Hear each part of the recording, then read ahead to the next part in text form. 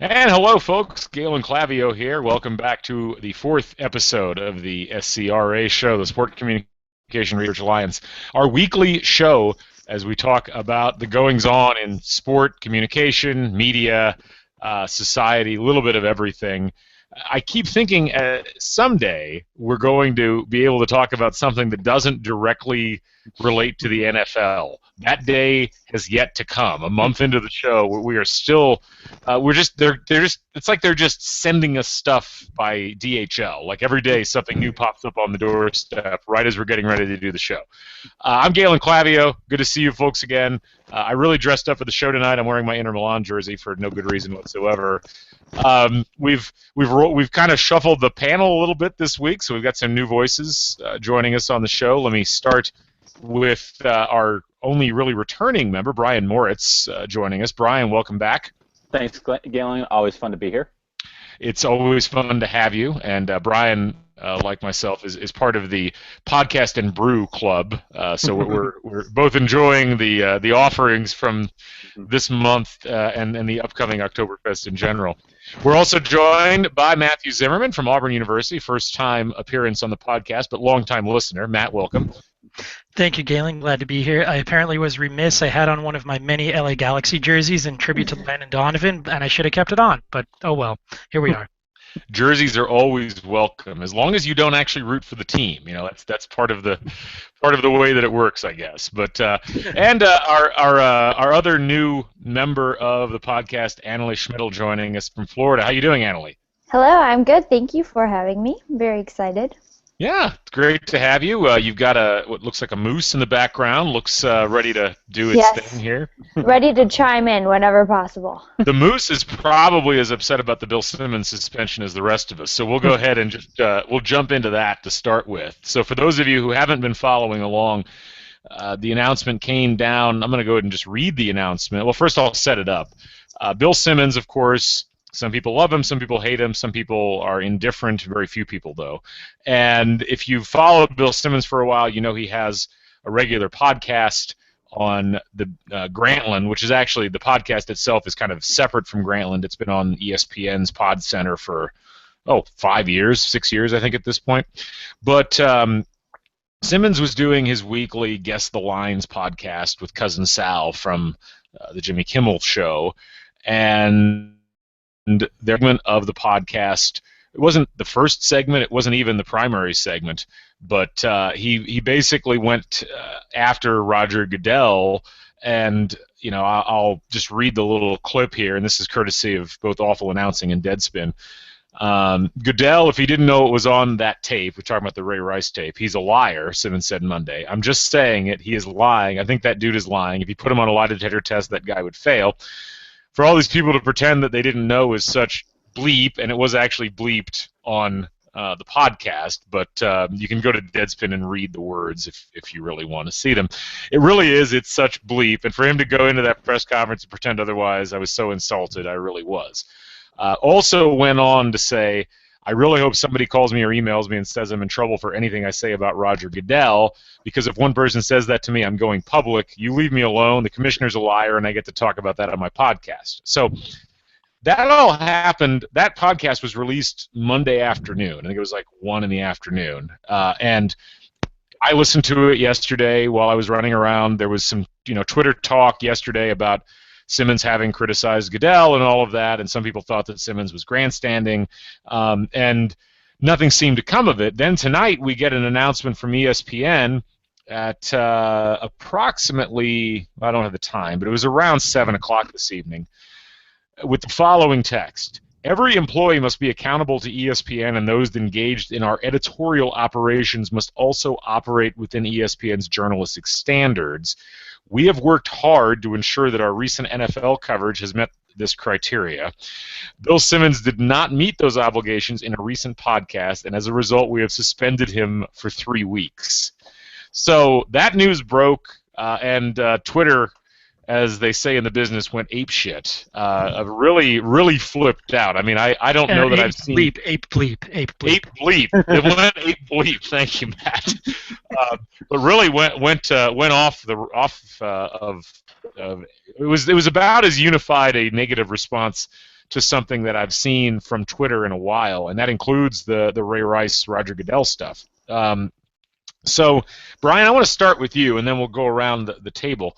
What was your initial reaction when you heard about the comments? Because they did, I mean, Awful Announcing posted something about them yesterday. And what was your reaction then to the news that Simmons was being suspended by ESPN this evening?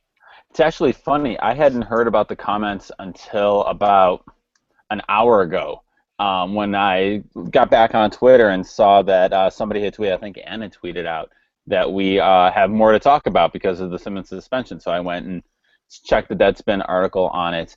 I mean, I think two things stand out. I retweeted this. I see Matt retweeted it too. Jimmy Trania pointing out that ESPN suspended Stephen A. Smith for 1 week for suggesting that women provoke domestic violence, and yet Bill Simmons calls Goodell a liar and gets 3 weeks for it, which seems curious.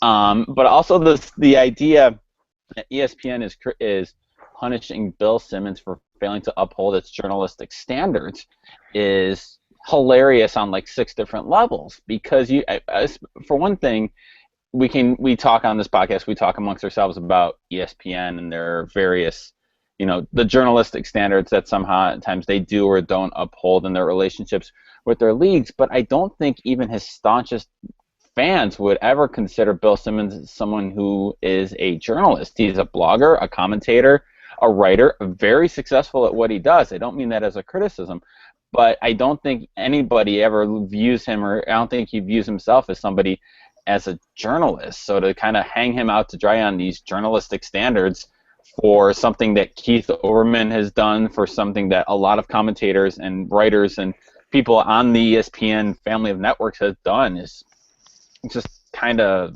laughable. Matt, let me throw it over to you. We were talking back and forth about this a little bit on Twitter. Your reaction to this situation? Well, as you know from our banter on Twitter yesterday, I'm a little surprised. I think that ESPN, this is totally unnecessary because it does draw the kind of criticism that Brian just alluded to. Keith Olbermann has been calling for Goodell to resign for weeks now. Bill Simmons has actually been hammering the Ray Rice suspension since just before the season, when it was clear it was only going to be 2 games. What really got Bill Simmons here, I mean, this is all a song and dance, dog and pony show, whatever term you want to use. What really got Simmons suspended was him basically saying, if I get suspended, I'm going to go public. He's basically standing up on the Hill, thumbing his nose at ESPN, and basically saying, if you suspend me, you're terrible people.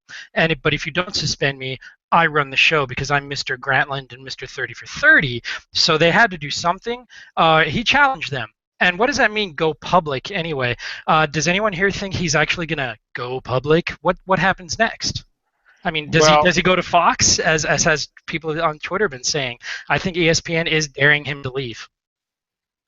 Okay, I have a reaction to that, but I'm going to let Annalie talk before I respond to what you just said there. So, Annalie, your reaction to things. Well, I think everything that was just said before sort of is what I thought when I immediately heard from it. And it's one of those things where you have to question, what is he really getting suspended for? Is he getting suspended because he was, criticizing the NFL and criticizing the commissioner? Both entities have a clear relationship with ESPN, but is he getting suspended because he criticized ESPN in a sense? And so, yes, we heard the statement, and then that says one thing, but that's what the public sees. So we don't know what really is happening behind the doors, and I think that's what the interesting part is, really. Well, yeah, I think that's a good point. And to answer the question, I think, what was it? It was John Oran from Sports Business Journal tweeted something. Let me pull this up real quick. Hold on 1 second.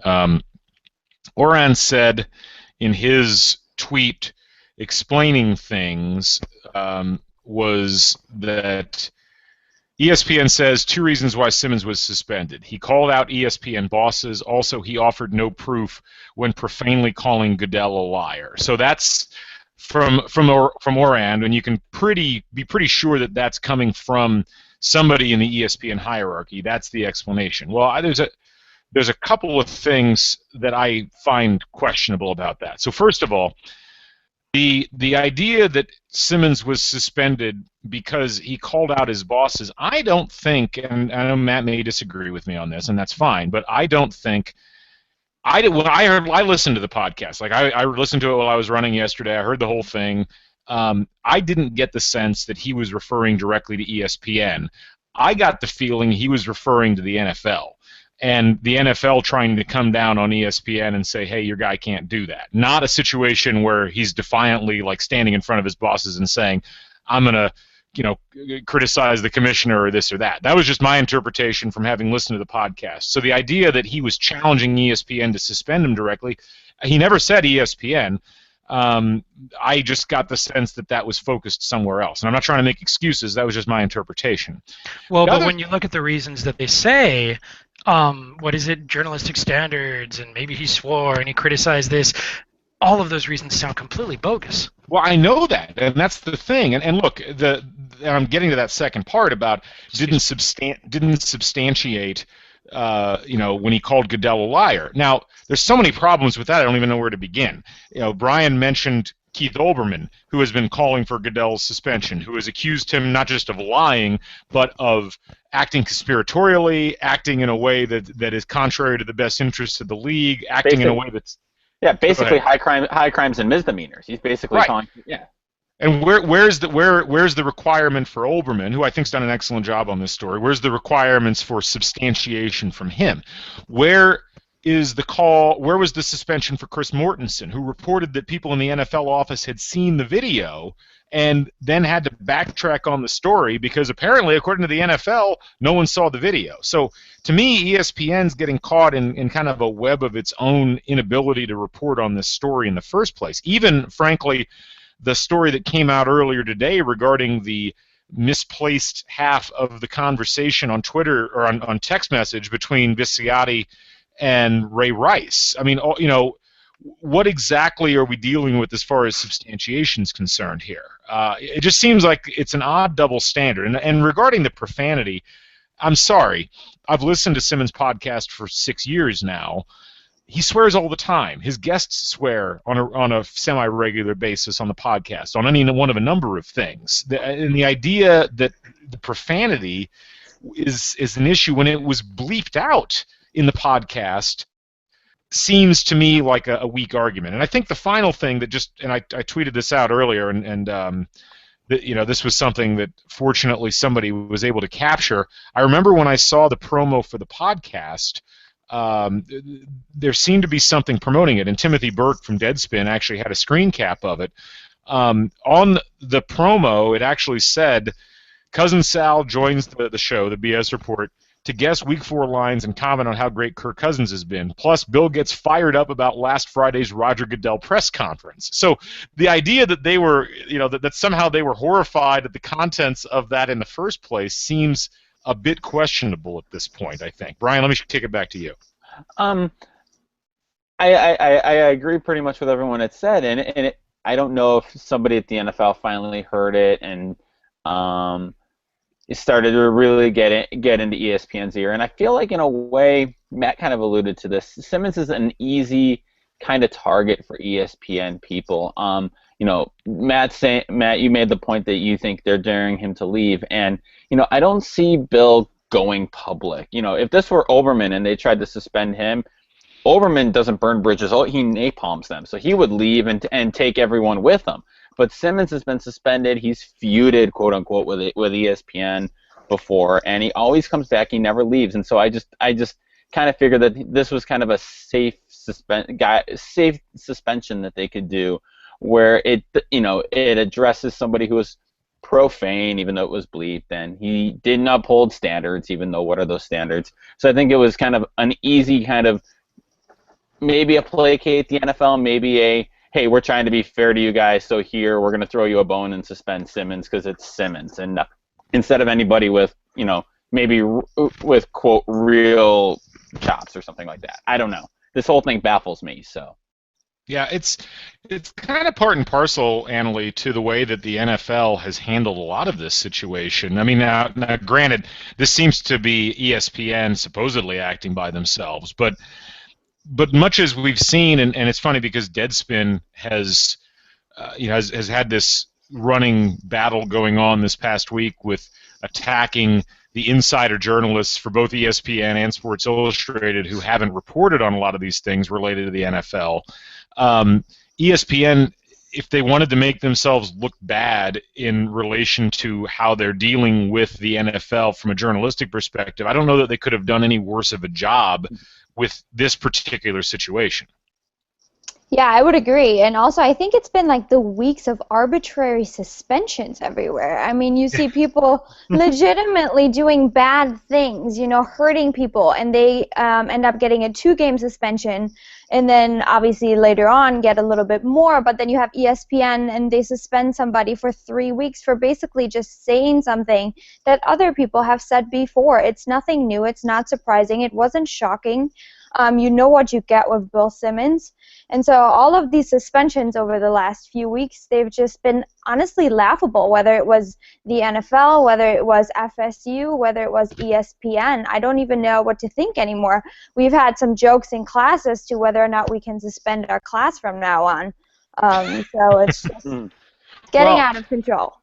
Well, Matt, and I posed this question on Twitter earlier, but this isn't a new issue with with ESPN and the NFL. I mean, obviously, anybody who remembers the Playmakers saga from 2003 remembers that ESPN, they got the NFL mad at them, and the NFL smacked them squarely on the hindquarters, and they ran like a scared puppy under the table.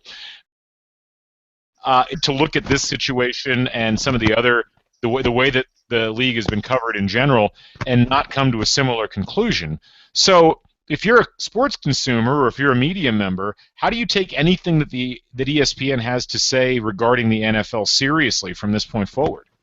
You don't. You remember what the E stands for, entertainment, and that's what they'll always stand by.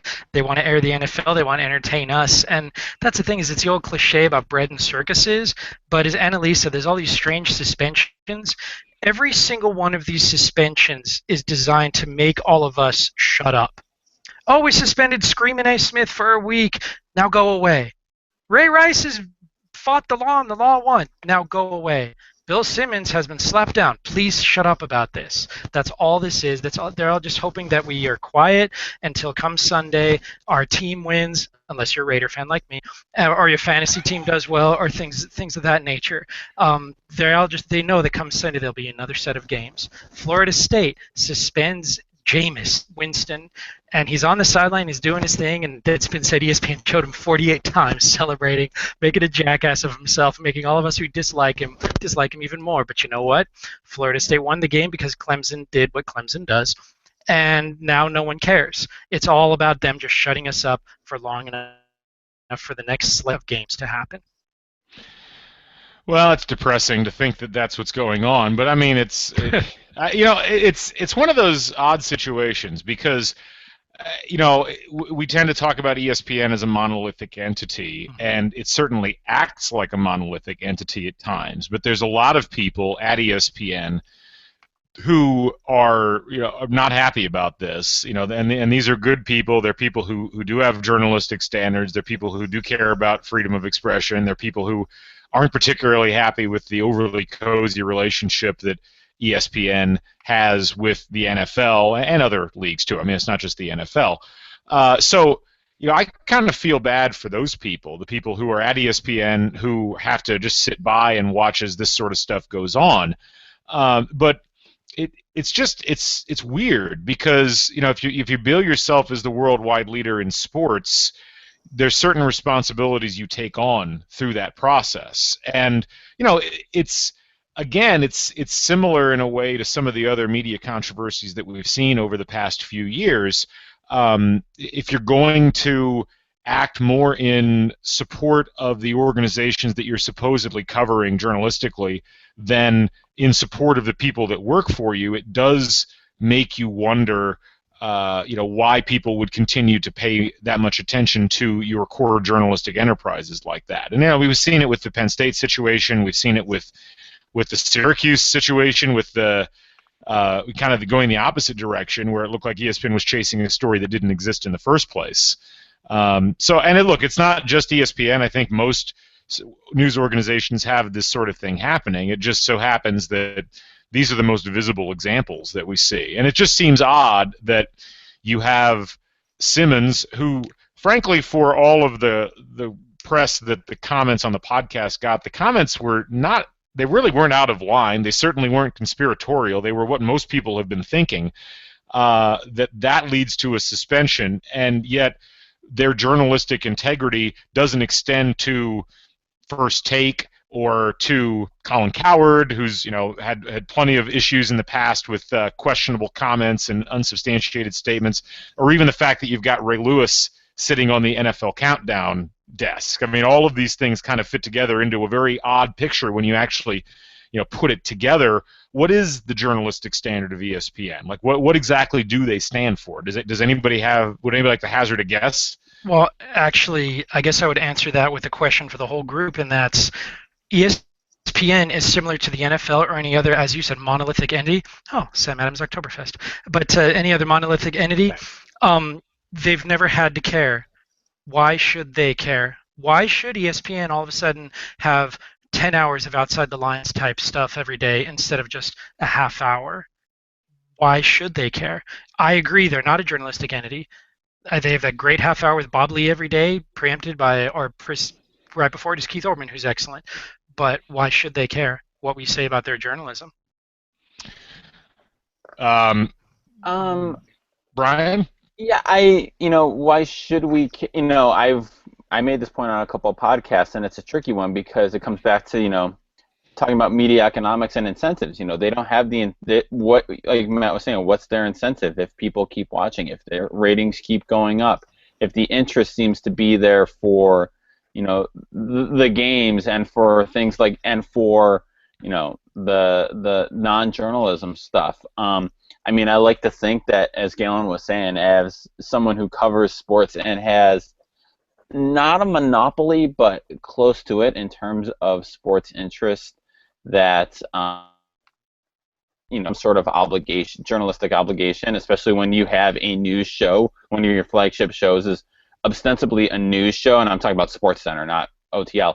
But also, why should they care? Because I feel like this is one of those stories that starts to be a tipping point where the Deadspins become more go-to type places. Yahoo is a go-to place for a lot of people for stuff too, and I think that with the expansion of options and kind of the growth of digital media, and online sports sources, ESPN isn't like your first stop or your one-stop place. It's not the only place you can go for sports news anymore, and so is this the start of people really starting to distrust ESPN and start going elsewhere for things? Do you guys think? I mean, and Annalie, I'm curious to get your thoughts on that.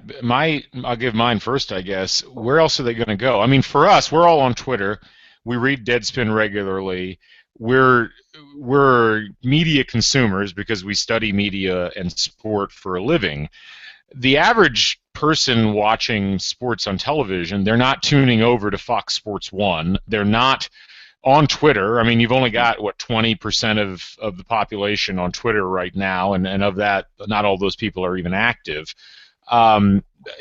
Where else are they going to go? And I mean, even if they were to leave ESPN as far as a place to follow the NFL, they're probably just going to get their NFL news from, watching the pregame shows on CBS or Fox or NBC. None of those networks has shown any particular degree of journalistic objectivity. I mean, hell, I think, doesn't NBC still have Peter King appearing regularly on their pregame show? Peter King and Florio. Yeah, I mean Florio, who's basically the ambulatory mouthpiece of the NFL. I mean, so yeah, it's so Annalie, I was going to ask you that question. So, what are your thoughts? Well, I think you hit the nail on its head. Look, we study media, so we look at things certainly different, and ideally we would want the greatest journalism displays. We would want outside the lines type stuff all day, every day. But the question becomes, are we an anomaly? Are we the people that sort of have this wishful thinking of what media should be, when most people that are viewers, other than us that study it, they want this type of coverage. And I don't want to call it trash TV and compare it to reality TV, but there's a reason why that type of stuff is on television, because people watch it. So I wonder if ESPN had more outside the line, would people want to watch stories like this all day long, or is what they do now is what works for them? And the Gladiator quote comes to mind, "Are you not entertained?" Like, we might not like it, but clearly it works for them. And it's about entertainment. That's what ESPN stands for. So I think you have to consider that. I think, and to go back to one of Matt's questions, why should we care about ESPN as a journalistic entity? In part because when ESPN suspends Bill Simmons for 3 weeks, they throw around words like he did not uphold our journalistic standards. So if they're going to toss these words around and bring up these concepts and act like journalists, and I side with Galen. They do more good journalism than I think they get credit for. But if they're gonna hold themselves up to those standards very publicly and on their own, nobody called them out and said, well, why'd you, or they put this a statement out saying it, then I think we hold them responsible, because they're going to try to claim the prestige of being a sports journalism outlet. Matt? Well, I mean, it's not that I was asking why should we care about ESPN, but I mean, it's one of those things where ESPN does not sell itself as a journalistic entity. It knows it has partnerships, and it also knows, as Galen said, if we want Monday Night Football, we have to go to ESPN. If we want baseball, there's 2 baseball games on tonight, we have to go to ESPN. ESPN sells itself as a journalistic entity when it suits ESPN to do so. When ESPN wants to bring out bearded Bob Lee and do this big outside the lines expose, then they trumpet that. But I'm not sure that ESPN wouldn't mind just having 12 hours of Skip Bayless versus Screaming A. Smith every day, because that's entertainment and that's what people like to watch. ESPN with Simmons, they'll say, oh, he violated our journalistic standards. Well, that's fair enough, but so do a lot of other people on your air. They only scream journalism when it suits them. Yeah, and I think that's the point. It's something that they ignore until it becomes something that they feel like they can't ignore, and it just seems sad that the times when they feel like they can't ignore it just so happen to be when it runs up against one of maybe their most valued business partner, even though hilariously, and this point was made even a decade ago with the Playmakers saga, ESPN gets treated like dirt by the NFL. I mean, they really, really do. They get treated like the lowest of the low. They're constantly threatened. They get the Monday night package, which is an afterthought. The games are generally B grade at best, and yet they bend over backwards for that league at every turn because they're scared to death on the programming side that's going to be taken away. And while I absolutely agree that has to be a major concern if you're an organization, it is funny to me how much of a shadow that casts over everything they do. And Matt's right, I think. The idea that they are a journalistic enterprise is only trotted out when they want to shine their buttons and accept awards. When there's actual, and this isn't even journalism. I mean, I'll be honest, that the whole idea that a podcast that you have to hit a button to listen to that isn't on the air, I mean, it's only on the internet, that somehow falls under the same journalistic umbrella as what you would find on SportsCenter or on Outside the Lines. This is a recasting of journalism that I was unaware of. I guess everybody who does a podcast for ESPN needs to be scrambling through their archives right now to see who they might have offended among the corporate partners of ESPN. I mean, I think we might be at that point. So. I think too many people equate media production with journalism. Sure. Not all media production is journalism, and that's the thing. Yeah, the Bill Simmons podcast, which I have heard in the past, and I'm not a regular listener, but it is funny. It is not journalism. It's banter about sports-related topics, but it is not journalism as we know it, which includes, if we were talking about journalism and journalistic standards, we're talking about cultivating of sources, use of documents, putting together a story based on facts and things of that nature, not just necessarily opinions. One of the things that Simmons, when he does NBA podcasts with like Zach Lowe or other people, he often talks about how they'll be talking about potential trades or guys moving around on free agent, and he'll stop the podcast sometimes and say, "Hey, internet people, This is just me and my friend talking. Yeah. We're not actually saying that these are going to these trades are going to happen, or that these guys are going to sign somewhere. And Ryan Voris just checked in with a great point. This was a podcast about guessing gambling lines, which is something that ESPN's editorial staff won't touch with the 10-foot pole. They just this year, for the first time, started putting college and pro gambling lines on their box scores, but they won't even mention it during most of their so-called journalistic enterprises. So yeah, I get what you're saying. It's interesting looking at Twitter, just real quick on Simmons, to see on Twitter and some of these stories that are coming out about the suspension, how it's being framed is, like the headlines are Simmons suspended, ESPN Simmons suspended for tirade against Goodell, or rant against Goodell, and those words being out there. They're giving him the Bobby Knight treatment. They are, yeah. Everything is a boorish rant. Or it's funny. I mean, you can always tell when that sort of framing is taking place. I mean, Matt and I know this from having been at IU when Knight was here. You know, everything was a profanity-laced tirade. That was the macro of the day, if you'll remember. So anyway. Well, and then he would give them profanity-laced tirades because he knew that what was going on, like with the famous Steve Alford interview. But yeah, that's the thing is the Simmons thing. I mean, Galen, from the way you described it, it's an hour-long or 90-minute podcast, because Simmons' podcast, like he writes, very, very long. Obviously, he has a lot to say. This is an aside in the middle of a podcast about gambling, basically. 3-minute aside. So anyway, I'm done with talking about this. We went 35 minutes on this topic, and we need to get to a couple other topics before we finish up. We're going to go over to Annalee now, because she brought up a topic in our email thread that I thought was interesting, which was the Jameis situation over the weekend with Florida State, and specifically something that happened on Countdown, or whatever the hell, not Countdown, Game Day. College Game Day, sorry. So they threw it over to Samantha Ponder, and, well, Annalee, why don't you just explain kind of the setup and what exactly happened when they threw it over to Ms. Ponder? So yes, like you said, they were on College Game Day, and they threw it to Sam Ponder, who was inside of the FSU stadium, and she basically gave her analysis about the whole Jameis Winston situation and his behavior, and sort of the change that she felt she saw in, like, FSU fans, especially the female fans, and just basically saying that he has to, change his ways, that this is not acceptable behavior, that he should know and does know better.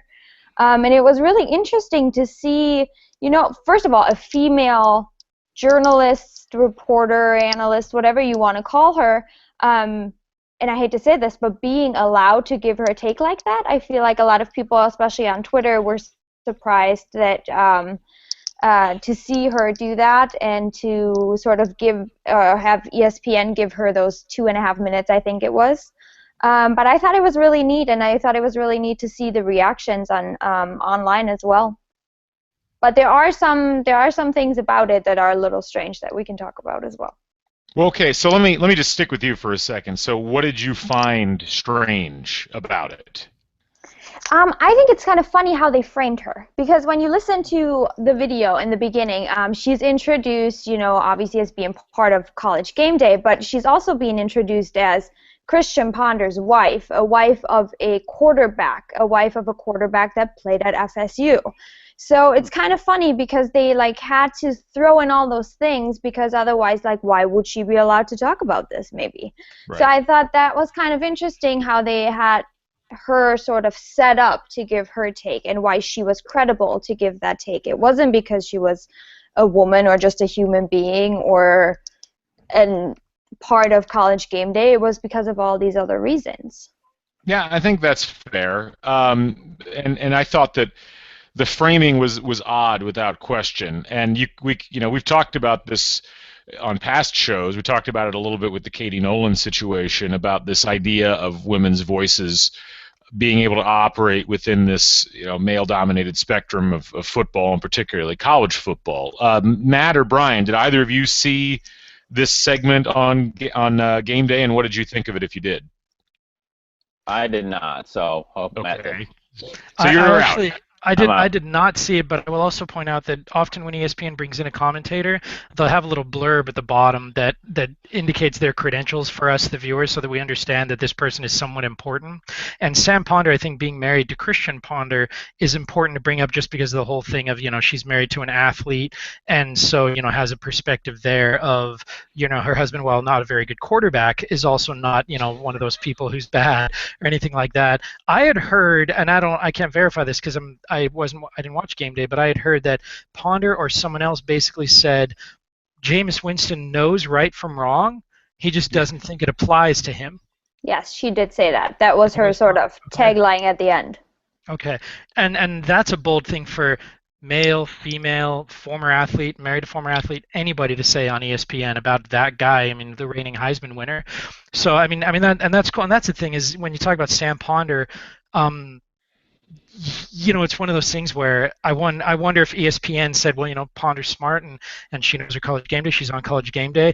Ooh, and if we have her talk, it'd be better than if we have some male talk. Because if we have the female talk, then we could show, hey, we want to have women talk about this issue because we understand how important it is to have their voices in there. Because Jameis Winston, obviously, 2 of his 3 gaffes, the other being the crab leg theft, were related to harassment of females. Well, okay, and I get all of that, and I'm gonna try this. This is kind of, I have an odd perspective on this, I think. So I am glad that she was allowed to state her mind on this, and I think her perspective is interesting. And I guess my big issue with this is the contents of her commentary, not necessarily that she made the commentary. And I say that from this perspective. And this is, we're taking segments out of it, so I don't have the entire thing. But the money quote, the one that got, the paragraph that got into every story was the following. Here's what I'm not buying. I'm not buying that expectations are too high. Here's what we're asking from him, meaning Jameis Winston. We're asking, you don't lie, you don't cheat, you don't steal, and you don't disrespect women. And I know people want to say, oh, he's naive and there's some immaturity there. I just think we're not giving him enough credit. He knows right from wrong. He understands that the things he's done are wrong, but he continues to make those same mistakes. Now, I'm sorry, but this is the 3rd incident with Winston in the calendar year that we're dealing with. Maybe slightly longer than the calendar year because the rape allegations, I think, actually went back a bit further than that. But this is the 3rd issue with Winston. I honestly don't know that he knows right from wrong. I really don't. I don't know that we can assume that. And I don't think that that's necessarily an irrational or inappropriate thing to say about a 19 or 20-year-old kid who's obviously got some maturity issues. And you look at what has happened with him over the course of this last couple of years, he has not demonstrated that he really understands what his actions, what implications his actions might have for him or for anybody around him. So I don't know that we can fairly say that. Now, that said, she's got a right to say that. My big issue is the people she should be criticizing, in my opinion, are the Florida State Athletic Department and the Florida State coaching staff. Because whether or not Jameis Winston, understands and doesn't really care or just doesn't understand, period, the Florida State Athletic Department and the football program in particular know damn well that the things that he's doing are endangering himself, his future, they're endangering the football team, yet they consistently put him out there as the leader of the team, they consistently promote him as the emblem of the Florida State football program. They're perfectly willing to gather all of the benefits and plaudits that he achieves on the football field, and yet here, for the 3rd time, he gets in trouble, and it's his fault. He's the one that should know better. He's the one that needs to start acting like a better teammate. I don't really buy that. To me, that is emblematic of the larger issues we have with dealing with college athletes in general in this country, is this idea that these are 20, 21-year-old kids in most cases. They're going to do stupid things. They're going to do illegal things. The idea that they know better, I don't know that we can necessarily assume that. And Florida State's actions overall on this situation, even yesterday, when I think it was Jimbo Fisher came out and said something along the lines of, well, we're not going to have Jameis Winston do press conferences anymore. And he gave some concentrate on the academics. Yeah, he's going to concentrate.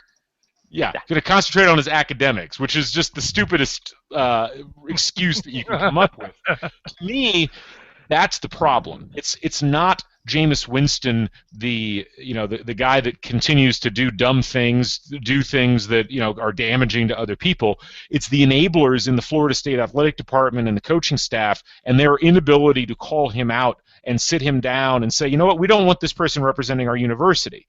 That's what I have the biggest problem with. And let me throw it back to Annalie and get it. Or Brian, you go first then. Yeah. I guess I would say it doesn't have to be an either or dichotomy. Both things can be true. I mean, it can be true that Florida State should not be enabling him. And I'm a very peripherally follow college football, so all this Jameis Winston stuff, I just kind of know the basics.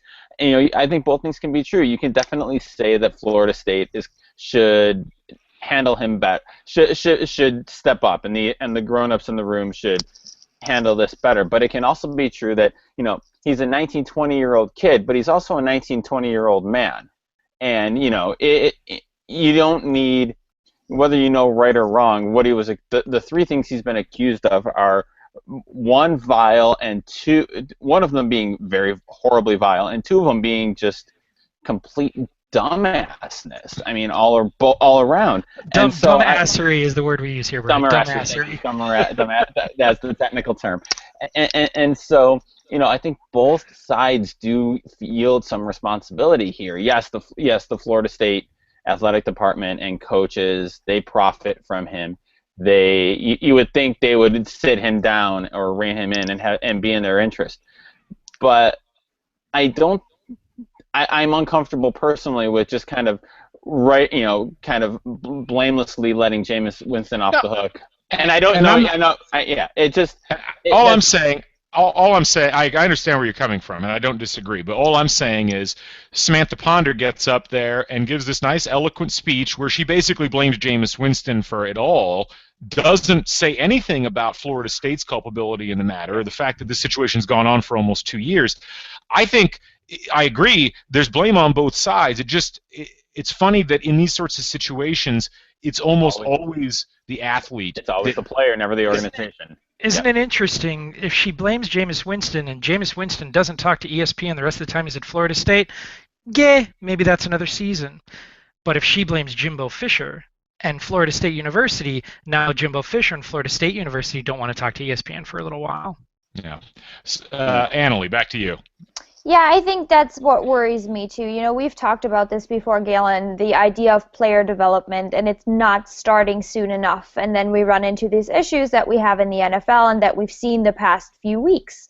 And I'm not saying, that's what's going to happen to Jameis Winston, because that would be silly. We don't know what's going to happen. But I think he's a perfect example of a great player, a player that has a lot of talent and could go really far in his sport. But I'm not sure he's surrounded with the right people. And so that to me is what's worrisome, is this idea that, college sports are a business. We know that. If you're at an SEC school in particular, you know that. And so it is about winning. And so that's terrible, but that's the reality. I wish it was about the players, and I wish colleges and coaches and overall the organizations would take better care of their student athletes, but we don't see that everywhere, and we clearly don't see that with Jameis Winston. Well, and I don't want to be a broken record, but just thinking of the point earlier, ESPN doesn't have to care what we think. The NFL doesn't have to care what we think. Jameis Winston, as a young athlete, he needs to be made to care. That's why Galen, that's why you say, where's the Florida State administration? Where's the athletic department? Where's the coaching staff? They're not making him care, so he doesn't have to care either, because they're thinking, hey, if we could just keep him eligible long enough for him to perform on every Saturday for one more fall, we're golden, and we don't care otherwise. Go ahead. I was just going to make a snide comment that Florida State never had these problems with EJ Manuel. That's all. That's well, good for you. Clutch. Had one comment from Ann Peguerero. Agreed. Who along Jameis Winston's path to FSU made him understand right from wrong? More like he was unable to do whatever. So how could he know right from wrong? I mean, this is a guy who, after he was arrested for shoplifting the crab legs, his father, I believe, came out and said, I don't understand why somebody wasn't there in the store with my son, meaning somebody from the Florida State Athletic Department. That to me doesn't smack of a guy who's got a great handle on reality or right from wrong. I mean, I guess that's kind of the pieces of the puzzle that I feel like we're missing. He's a very convenient scapegoat, and it just always seems to go this way, where you have people who happen to be athletes in college when they do bad things. And we see it here at IU. I mean, we have guys who, we had an OWI, and we had a couple of guys picked up for public intox this past year, and people excoriated them in the press, and I'm like, I'm sorry, I can't believe that that's all that's going on. I mean, these seem more like symptoms of a larger issue. I don't think this is just a bunch of guys who don't know what they're doing. I think they know quite well what they're doing. So it just seems it's very inconsistently placed across all of college sports. It doesn't matter what the sport is. It doesn't matter what the what the situation is. But it's kind of like when we see labor disputes between the NFL and the NFL Players Association. Surprisingly, the media always comes down on the side of the management and calls the players greedy. There's always some kind of function of that. So management will be there, the players will not. Yeah. Anyway, last topic, and this was one that Matt brought up over our email chain.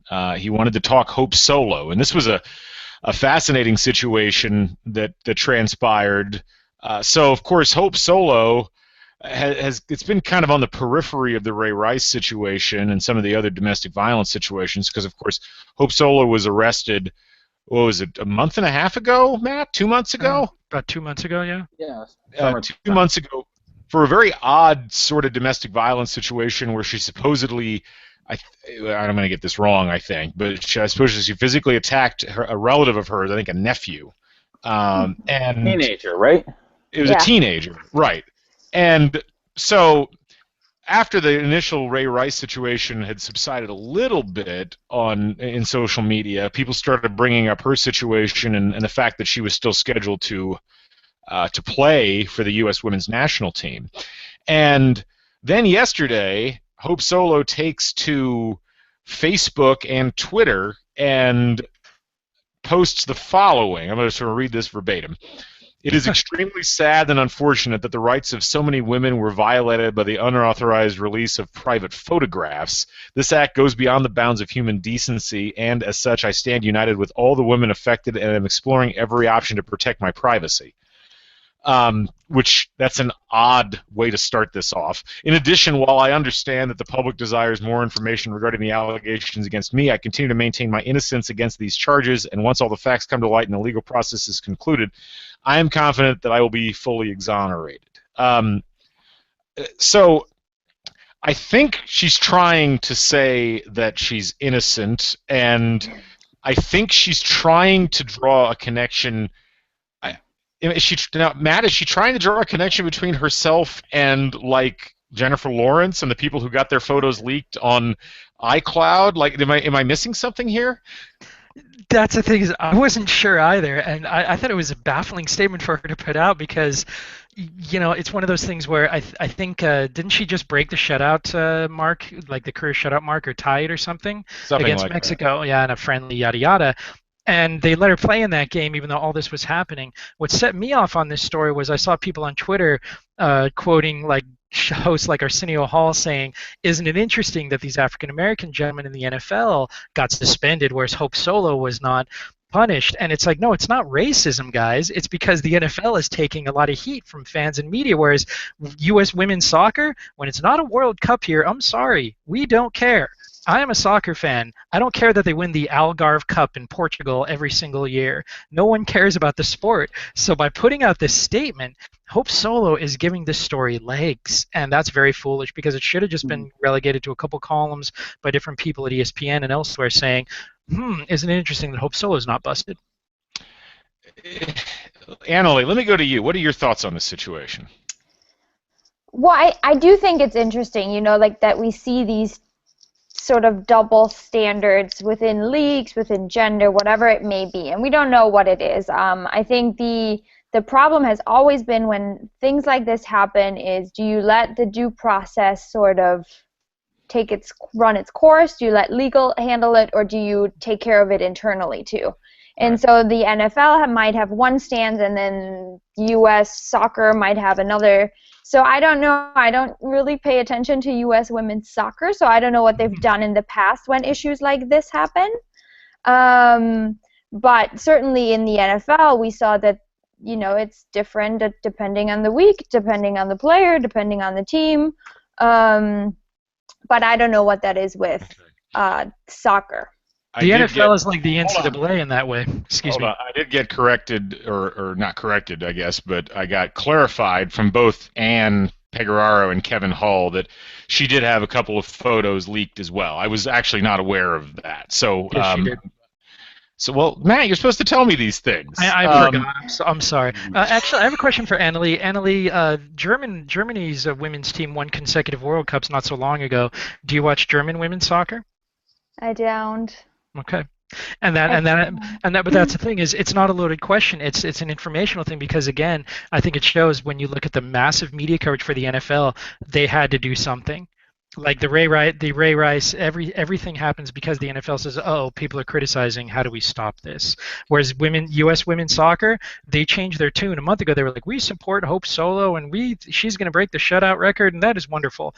Recently, they've said, "Well, we want the legal process to play itself out, and we hope that the truth comes out properly." Yeah.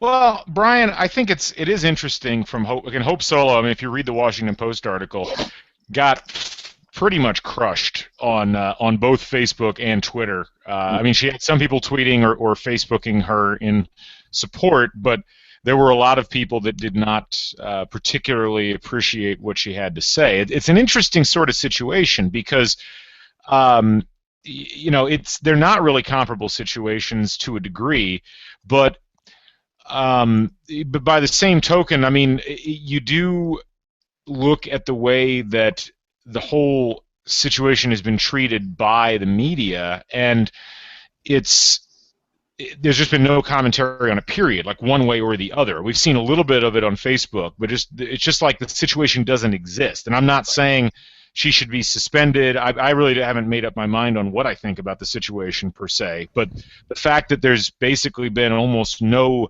mainstream media talk that I've seen about it does seem a little bit odd. I mean, Matt had the good point that it's, women's soccer in a non-World Cup year. And even in a World Cup year, it's not until the games are playing that I think the general public cares, and I think media coverage tends to reflect that as well. But, let's be honest, the NFL didn't care about Ray Rice until the second video came out. So, that the NFL cares because, A, like Matt said, they're in damage control, and B, because there was a very clear video of this. That's what jump-started this all. And I do kind of find the whole false equivalency columns and commentary of all the NFL players are being suspended, but Hope Solo isn't. I don't know, because that rubs me the wrong way, because it seems to be kind of tacitly, or maybe unintentionally, but kind of tacitly saying, well, why are you picking on all us men for this domestic violence when women do it too? Look at Hope Solo. Yeah. When that's kind of an offensive notion by any stretch of the imagination. Yeah. And just because they're charged with similar crimes doesn't make them at all the same. So that's. Well, Brian, that goes back to, remember this summer, the Ray Rice short suspension was justified by saying, we believe there is another video that shows that she attacked him. Exactly. And as I tweeted, he is an NFL running back. And even Xena Warrior Princess would have trouble attacking him and being effective. Well, and that's what's so genius about the Ravens PR move this week to release the statement and their information and the text messages. One of us mentioned the text message snafu. I think it was you, Galen, with ESPN, and how all of a sudden now we're talking about what was in the text messages, and did ESPN make it clear that it wasn't quoting them, and blah blah blah blah blah, and that report when the real kind of message that the Ravens sent in their whole defense and even in their justification was, we thought it was okay as long as he just slapped her, but punching her was what was wrong. Yeah. Well, look, I think, and Pegararo just chimed in with something regarding the coverage of the Hope Solo situation. She says, Christine Brennan covered it early, especially when they wanted to celebrate Hope Solo's shutout record, but it wasn't picked up in the mainstream press until a diversion was needed from this Ray Rice situation, and I agree with that. And I think the overarching thing here, the reason that there's no equivalency, is that the U.S. women's national team and women's soccer in general does not have a widespread and long-standing history of domestic violence issues, and the NFL does. And if you can't figure out that difference between the two things, then you need to stop watching sports immediately. So that's how I would sum that up. And as far as Hope Solo's individual case, I mean, that's really up to the organizing body. But I feel fine with USA Soccer making that determination because they haven't demonstrated an inability to deal with it up to this point, if that makes sense. So Annalee, I guess final word on all of this is we'll start our wraparound question because we're almost at the hour mark and we need to all settle down before we go to bed. What are we going to see in this next month or so with the NFL? Because, of course, with the NFL, October, as we've come to know over the past few years, is their breast cancer awareness month, where they've got all these teams wearing pink, and they make this is NFL's all about women month. Basically, it seems like an awfully hollow pose for the league to take coming off of the month of September that they've had. So how do you think they deal with that going into this month? I think it's going to be really interesting. I think there were just reports earlier today that some sponsors don't want their ads to be shown during the Vikings or the Ravens games. So I can't imagine what's going to happen in the month of October, because there has to be people that look at this whole everything is pink thing and say, this is unbelievable. I can't believe you're going forward with this after what we've just been through the past 3 weeks or so. But honestly, nothing shocks me at this point. I wake up every morning checking my Twitter, and nothing shocks me, and that's sad. And I love football, and I love professional football, but it has certainly a sour taste lately. Yeah, I think that's an excellent point all the way around. Brian, same question to you, and I'll throw a little something extra on it. We've talked about people's desire to, consume ESPN's NFL coverage, for instance, maybe having reduced somewhat in this. How do you feel? I mean, has your perspective on that aspect of NFL coverage changed at all? I don't think mine has changed anymore. I mean, I kind of, take ESPN coverage for what it is, and take the Peter King coverage and the Adam Schefter coverage and all those guys kind of for what they are. Transactional reporters, if you want to be, very critical, like I know Matt is often with good reason, mouthpieces for the league. So I don't necessarily think that's changed much at all. I actually wouldn't be surprised if the NFL still went ahead with its all think pink strategy as kind of of course it's all a marketing ploy, but I think I wonder if you're going to see kind of a concerted effort to showcase the quote unquote good guys. And there are, in all fairness, there are hundreds of NFL players who don't beat their wives, who are good fathers, who are good husbands, who are good role models in their community.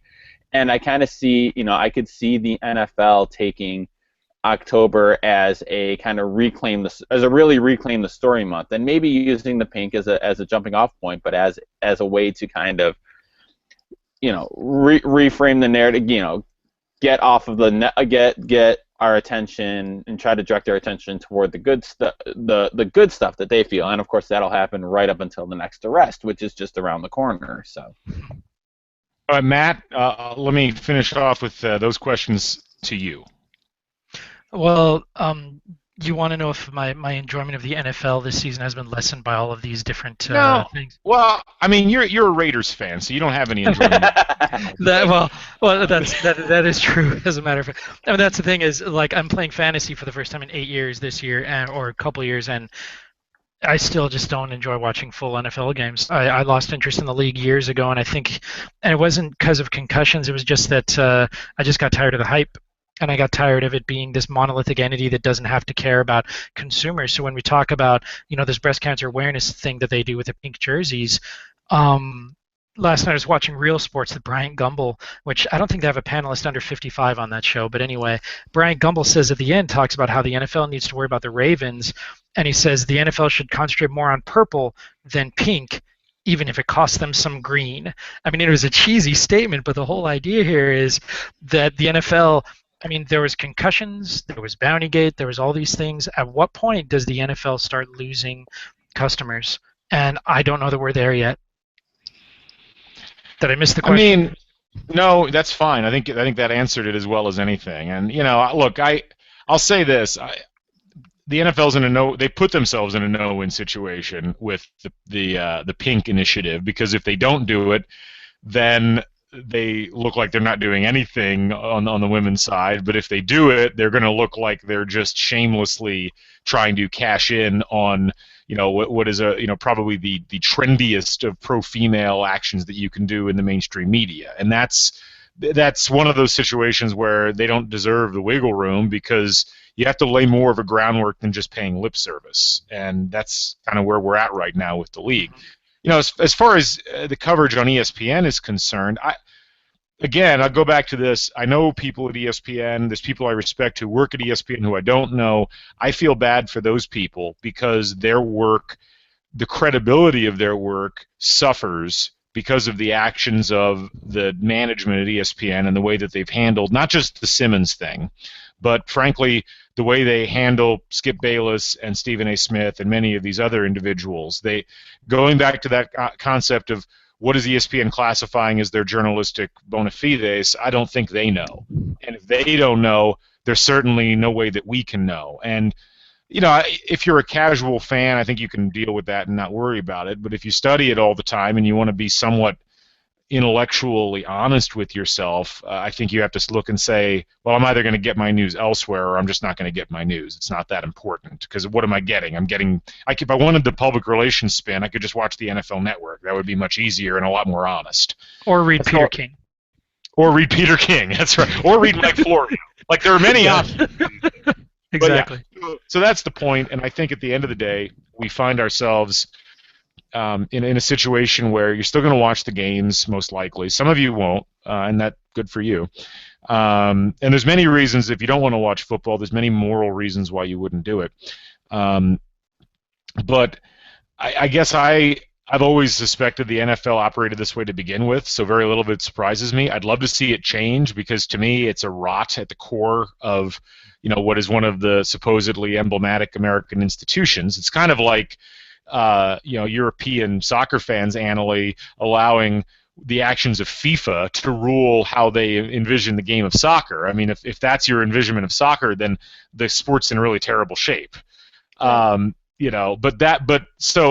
that's the struggle, I think, at this point. And from the ESPN perspective, quit cutting your own legs out from under you. Grow a pair, as they would say, and learn to tackle these things either head on, or just simply say, look, much like the Big Ten Network did when they didn't cover the initial fallout from the Sandusky case, just say, hey, look, that's not what we do. We're here to provide entertainment. We're not here to actually provide hard news. They will never say that, but that would be a little more honest pose. Anyway, all right, I think that's it. For all of you, I appreciate the time, and for those of you who watched, it was a lot of fun, as per normal. So for Matt Zimmerman, for Brian Moritz, for Annalie Schmidl, who made her first appearance tonight, welcome to the show. I'm Galen Clavio. Thanks for joining us on the SCRA Show, Episode 4. Episode 5 will be back next week, and hopefully you tune in. We'll catch you on the flip side. So long, everybody.